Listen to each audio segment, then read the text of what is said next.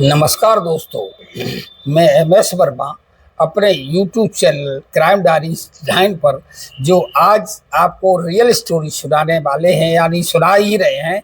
तो इसे सुन करके आप अचरज में पड़ जाएंगे और एक अचंभा सा महसूस करेंगे। कहानी क्या है?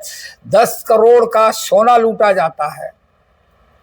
10 करोड़ रुपए का सोना लूटा जाता है और जब सोना लूटने वाले हैं वो 11 लाख रुपया गौशालाओं में, विभिन्न विभिन्न गौशाला में जाकर के दान कर देते हैं।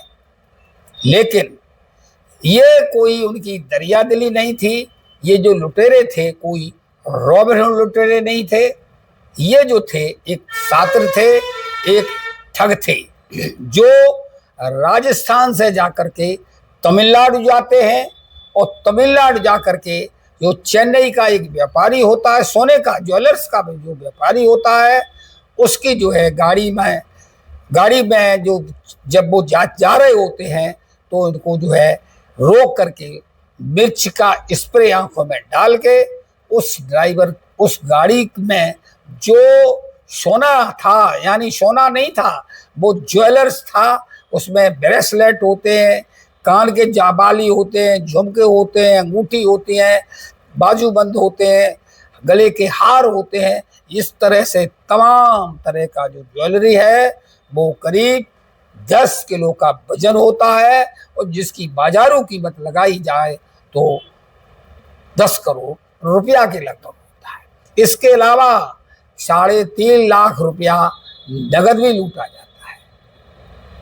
अब क्या है कि ये जो लुटेरे हैं वो लुटेरे तमिलनाडु गए, तमिलनाडु के व्यापारी को लूटा सोने के ब्रेसलेट, गहने, जेवर, और जाने के बाद वो जो है सीधा विभिन्न शहरों में घूमते हुए वो जाकर के बॉम्बे पहुंचते हैं। वहाँ पर जो ज्वेलर्स है उस ज्वेलर्स से बात करते हैं और कहते साहब ये तमाम बड़ी गठरी है, 10 किलो लगभग उसका वजन है, तो हम गठरी को कहाँ बांधे फिरेंगे, हमारा जो है इस जेवर को मेल्ट कर दिया जाए, यानी सोने की जो है ईंटें बना दी जाए। वो सुनार जो है वो तैयार हो जाता है। उनका व्यवसाय है, मुंबई जैसा शहर है, तो 10 किलो सोना जो है वो जेवर है जो देते हैं और उनके बाद वो जो है पूरी सोने का मेल्ट करा लेते हैं और वो उसकी ईंटें बनवा लेते हैं। अब सबसे बड़ी बात इतना तो हो गया। उसके अलावा जो 3.5 लाख रुपया होता है उसको वो है विभिन्न गौशाला में, मैं अभी ऊपर बता चुका हूँ, वो विभिन्न गौशाला जाते हैं। 11 लाख रुपया उसमें से वो दान कर देते।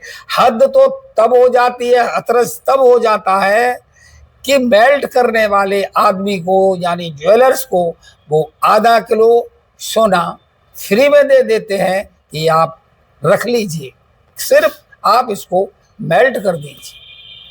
आखिर फिर हुआ क्या है, जो तमिलनाडु के भी लोग थे, 5 लोग वहाँ से थे, 2 लोग इधर के थे, तो 5 लोग तो वही पकड़े जाते हैं और ये 2 लोग जो हैं, जिसमें एक का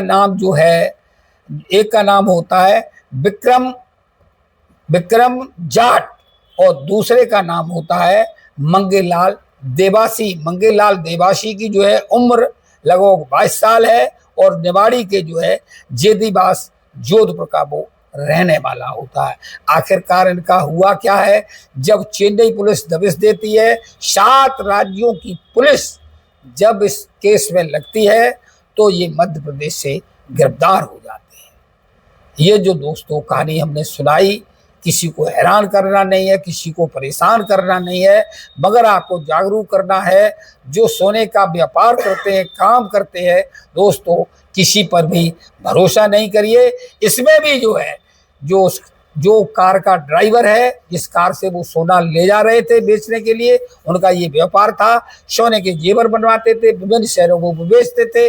उसके कार का ड्राइवर जो है जोधपुर का रहने वाला होता है। उसने ये सारी मुखबरी की थी, उसी मुखबरी के तहत ये सारा षड्यंत्र रचा गया और षड्यंत्र रचाने के बाद उसकी जो है 10 करोड़ रुपए की डकैती पड़ गई, 10 करोड़ रुपया सोना लूट लिया गया। दोस्तों ये कहानी कैसी लगी कमेंट में जरूर बताइएगा। नमस्कार, धन्यवाद।